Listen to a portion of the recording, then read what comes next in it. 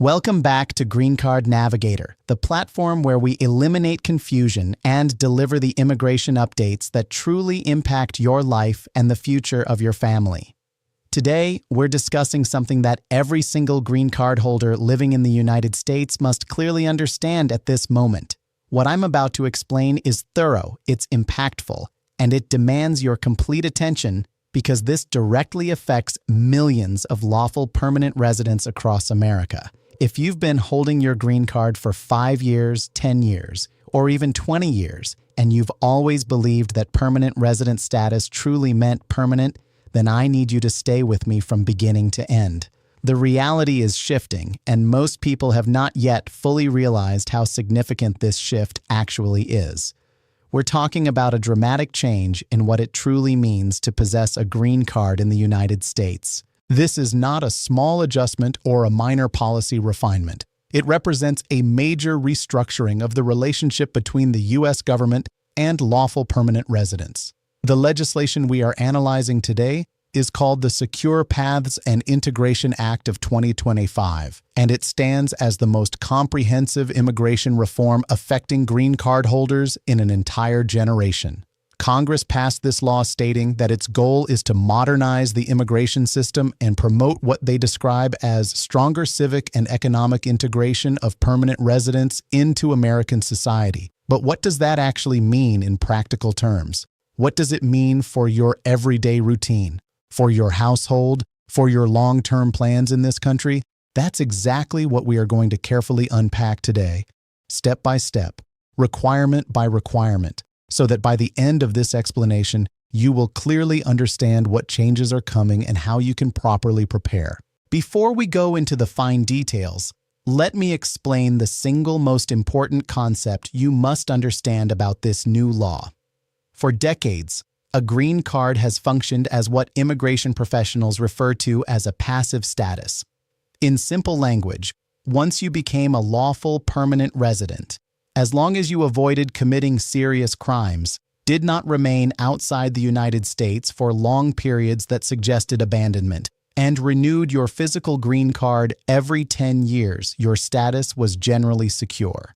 You could focus on building your career, raising your children, purchasing a home, and pursuing your version of the American dream without constantly worrying about your immigration status. That period is now coming to a close. The Secure Paths and Integration Act of 2025 transforms the green card from a passive classification into what can only be described as an active status. This means that keeping your lawful permanent resident status will no longer simply require avoiding major mistakes. Instead, it will demand continuous participation in a structured system of documentation, engagement, and recurring evaluation. Your green card is no longer just a final destination you reached after years of waiting and paperwork. Under this new system, it becomes an ongoing journey, with mandatory checkpoints along the way. And those checkpoints must be successfully completed every few years in order to keep your status intact. Now, I know that some of you may already be feeling anxious hearing this. Let me address that directly. Yes, this is a significant shift. Yes, it requires preparation. But panic will not help you. What will help you is understanding the requirements clearly and preparing strategically. That is exactly why we are here today. Let's begin by understanding why lawmakers say they introduced this legislation. According to supporters in Congress, the Secure Paths and Integration Act has two primary objectives. The first objective is modernization and efficiency. The government wants to expand digital record-keeping, streamline immigration oversight, and build a more technology-driven system for managing permanent resident information. They describe this as bringing the immigration framework fully into the modern digital era with improved online portals and data management tools.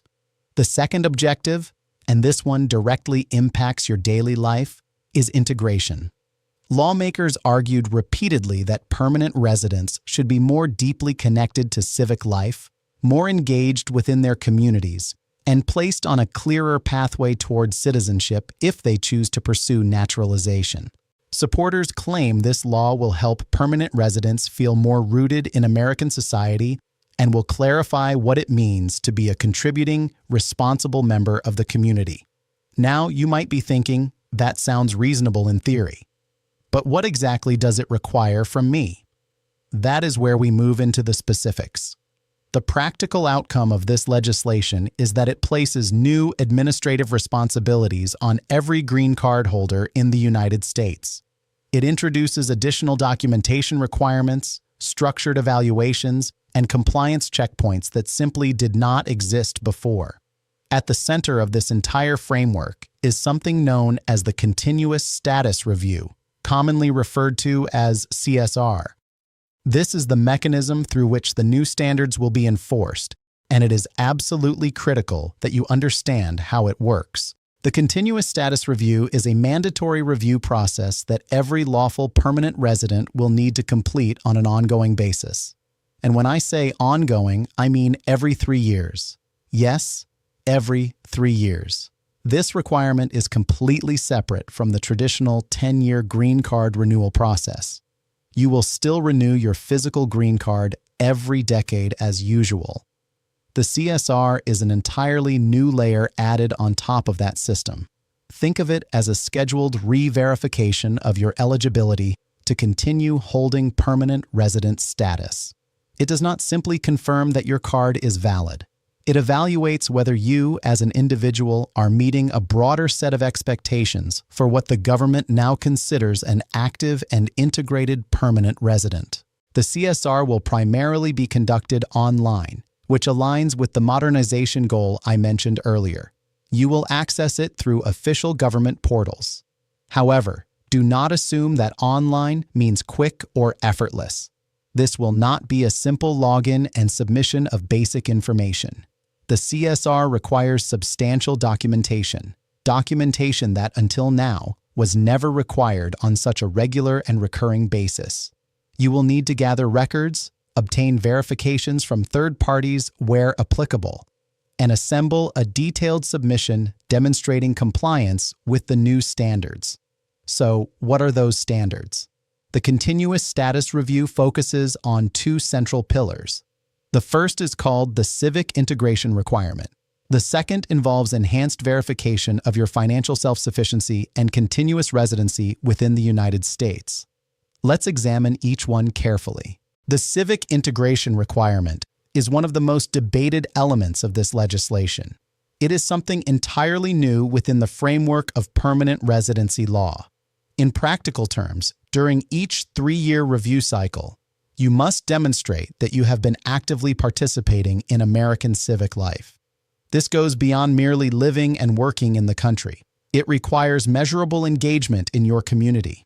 The law provides 2 pathways for fulfilling this civic integration requirement, allowing you to choose the option that best fits your personal circumstances. Option 1 is community service. Specifically, you must complete 40 hours of documented community service within each 3-year period. This service must be performed at a registered nonprofit organization, a public school, or another recognized community entity approved by the government. When broken down, 40 hours over 3 years averages slightly more than 13 hours per year, roughly 1 hour per month. Lawmakers argue that this is a manageable level of commitment designed to encourage permanent residents to contribute actively to their local communities and strengthen social connections. Option 2 is the completion of a government-approved American Civics and Governance course. This will not be the same short civics test required during naturalization. It is expected to be a more comprehensive educational program covering constitutional principles, the structure of federal, state, and local governments, and the rights and responsibilities of citizens and permanent residents alike. These courses will be available online and in educational institutions across the country. Upon successful completion, you will receive an official certificate, which must then be submitted as part of your continuous status review documentation. Now let's talk about the reasoning the government has provided for introducing either community service or a civics education requirement. Supporters of the Secure Paths and Integration Act argue that permanent residency should represent more than physical presence within U.S. borders. They believe that long-term residents should develop stronger ties to their communities and a deeper understanding of American civic institutions. According to lawmakers backing this legislation, encouraging volunteer work or structured civic education helps foster belonging, shared responsibility, and readiness for citizenship for those who eventually decide to naturalize. They argue that these measures will promote stronger communities, improve civic awareness, and create clearer expectations about what it means to be an engaged, permanent resident. On paper, those objectives may sound reasonable. Few people would argue against community involvement or learning about how government works. However, when policies are applied to millions of individuals with vastly different life situations, practical concerns inevitably arise. Consider a single parent working multiple jobs just to provide basic necessities for their children.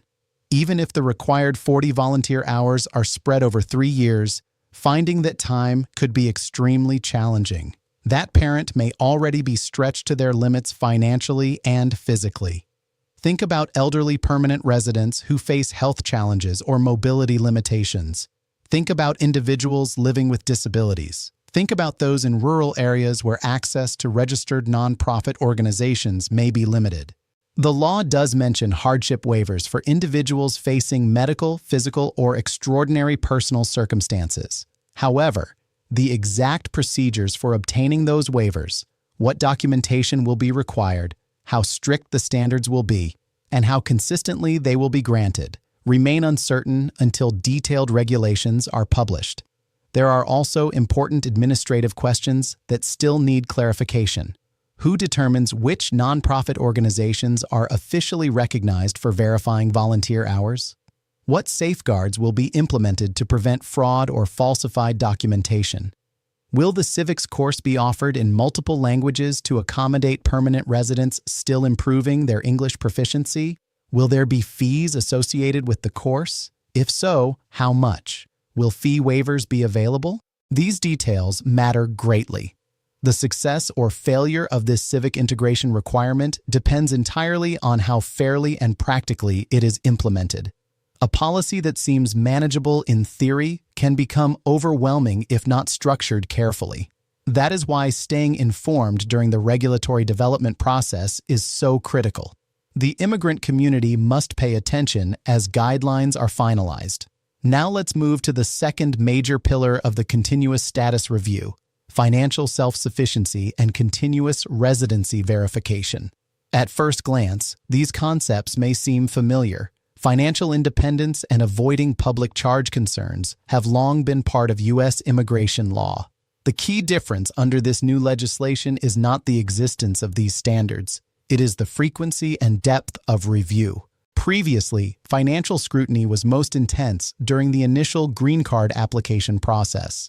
After becoming a lawful permanent resident, unless you applied for citizenship or encountered specific legal issues, there was no routine requirement to reprove your financial standing on a regular schedule. Under the Secure Paths and Integration Act, that changes significantly. Every 3 years, as part of your CSR submission, you will be required to present documentation demonstrating ongoing financial stability. Although final regulations are still pending, the law strongly indicates that you should expect to submit federal tax returns covering the previous 3-year period. Tax returns provide a clear official record of income, employment, and overall financial activity. Additionally, you may need to affirm that you have not received certain federally defined means-tested public benefits during the review period. This is one of the most sensitive areas of the law. There are many categories of government assistance programs in the United States. Some programs are universal and accessible to everyone, such as public schooling or emergency medical care. Others are earned benefits, such as Social Security retirement or Medicare, which individuals pay into during their working years.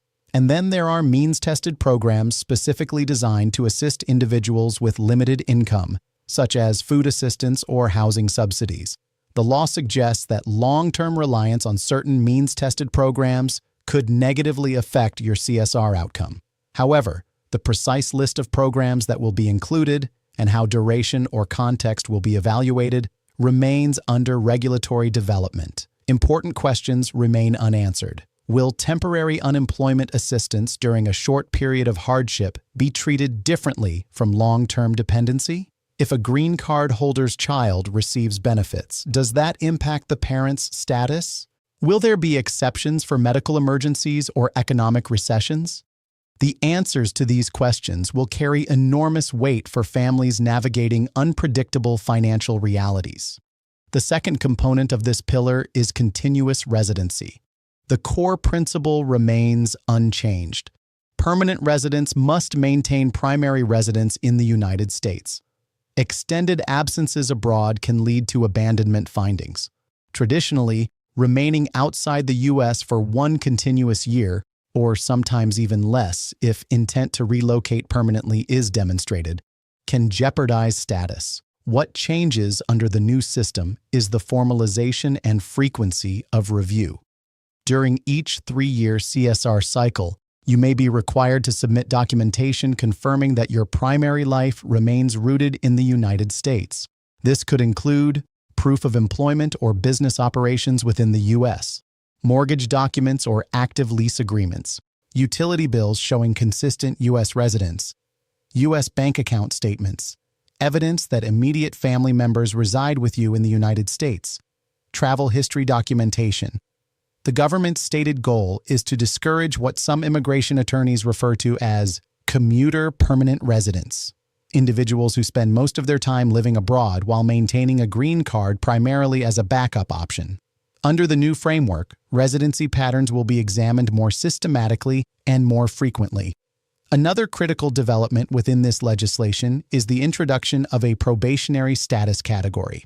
If during your continuous status review you fail to meet one or more requirements, whether due to missing documentation, incomplete compliance, or administrative errors, you may be placed into a temporary probationary classification rather than facing immediate removal proceedings. While this may sound less severe than outright revocation, it introduces a new level of vulnerability that previously did not exist for long-term green card holders. During probationary status, you would likely be required to correct deficiencies within a defined time frame. Failure to do so could result in termination of permanent resident status. This creates an entirely new layer of risk tied not necessarily to criminal behavior, but to documentation compliance and administrative performance. Given all of this information, the most important question becomes, what should you do right now? First, remain calm. The Secure Paths and Integration Act of 2025 is scheduled to take effect on January 1, 2026. The continuous status review system will likely roll out in phases throughout that year. Implementation details will be published well in advance. Second, begin organizing documentation immediately. Create a secure file, digital and physical, where you maintain copies of tax returns, employment verification documents, pay stubs and W-2 forms, lease agreements or mortgage statements, utility bills, bank account statements, travel history records, volunteer service confirmations, if applicable. If you are already involved in community service, request written verification now rather than waiting years to reconstruct past participation. If you travel internationally, keep a detailed record of departure and return dates along with the purpose of each trip. Preparation today prevents stress later. Third, rely exclusively on credible information sources. Check official announcements from U.S. Citizenship and Immigration Services. Subscribe to verified updates.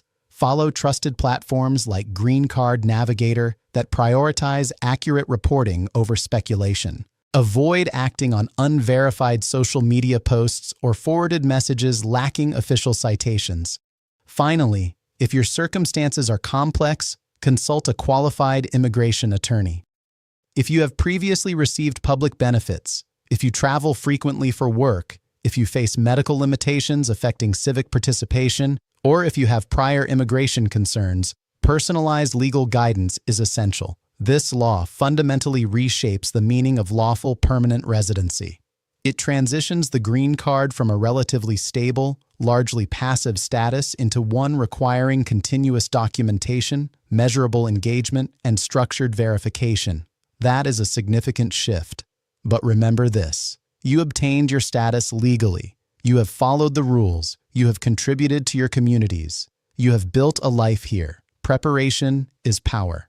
Staying informed, maintaining organized records, and responding proactively to new requirements will position you to navigate this evolving system successfully. Thank you for trusting Green Card Navigator as your source for detailed immigration analysis. If you found this comprehensive breakdown helpful, please like this video so others can benefit from this information. Share it with fellow Green Card holders who need clarity about these changes. And subscribe to Green Card Navigator with notifications enabled so you never miss important updates. In upcoming content, we will provide detailed walkthroughs of the continuous status review process once official forms are released. We will also launch a complete naturalization series covering every step toward U.S. citizenship, from application submission to the oath ceremony. I encourage you to share your thoughts below. How do you feel about the civic integration requirement? Do you view it as constructive engagement or an added administrative burden? What concerns you most about the new CSR system? Let's have a thoughtful and respectful discussion.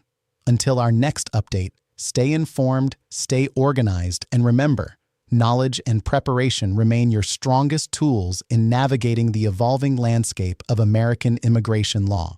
This is Green Card Navigator, and I will see you in the next video.